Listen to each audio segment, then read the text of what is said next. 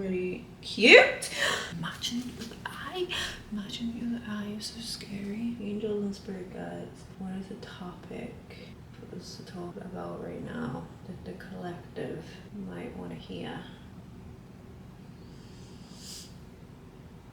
I don't know why the first thing that, like, when I just asked that, like, the word love came through. I think self-love is like the most important love that a person needs to have, first and foremost. And I know just saying that is a lot easier than actually doing. There's different parts of ourselves that we may not love. The spirit and the soul, before it comes into this body, is pure love. You know, we descend from the higher consciousness. We were made in the image of God. We are an extension of God. That is pure love. I feel like you can't really truly love somebody else as they are until you love and accept yourself for who you are. And I feel like even when you think that you truly love and accept yourself, there's things that can show up that can show you the parts that you still need to heal. Because if you are, let's say, judging somebody else, criticizing somebody else just for being them, then there is parts of you that are still truly unhealed. We should be able to accept people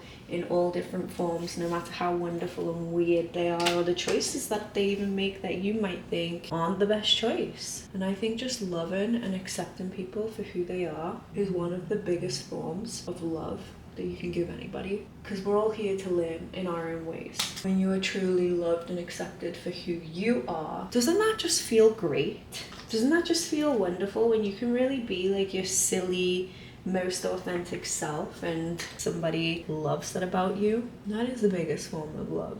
I think the concept of like being a mirror for somebody is like reflecting back to them the things that they need to heal. And when you are in like a partnership that is a true loving, like deep soul partnership, they can really reflect to you like the things that you need to heal in yourself in order to be able to be part of like a love like that. That's really what my song Nemesis is about. Finding somebody who exposes the shadow part of yourself. This person can feel like your nemesis because they're like pulling things out of you that are like literally these shadow parts of yourself, and you're doing the same for them. And so like you can sometimes feel like they're like your enemy, like, oh, I don't want to like see these parts of myself. But really that's what real love is being able to like integrate all of that, know that the exposing is actually for good and that the healing is actually for good. Nemesis also relates to yourself being your own nemesis. You know, when your higher self is like calling you to go higher, they can also feel like your nemesis, like, no, I'm comfortable with where I am. It's uncomfortable to grow. It's uncomfortable to like reach new heights within like your healing journey. And so like the higher version of you can feel like your nemesis. True love feels like that as well. Love that is based in godliness, you know, because I'm not talking about like toxic love here, you know what I mean? Like, yeah, that toxic love does feel like your nemesis and kind of is your nemesis, you know what I mean?